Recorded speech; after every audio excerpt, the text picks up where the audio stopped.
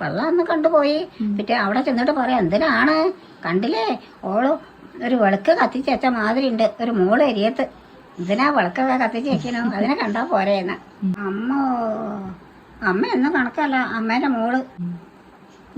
പിറ്റേന്ന് മോളെ തുടങ്ങിയല്ലോ എനിക്ക് പനി, മേലുവേദന, കുത്തും കടച്ചിലും. അയ്യോ 15 ദിവസം, 15-ാം ദിവസം നമ്മൾക്ക് വെപ്പത്തെ മാരിയല്ലല്ലോ, കൂട്ടി തൊടുമൊന്നുമില്ല.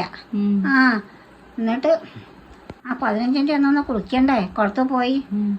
പനി മാറുമല്ല, എന്ത് ചെന്നിട്ടും മാറുമല്ല. പനി, മേലുവേദനയും പനിയും കുത്തും കടച്ചിലും.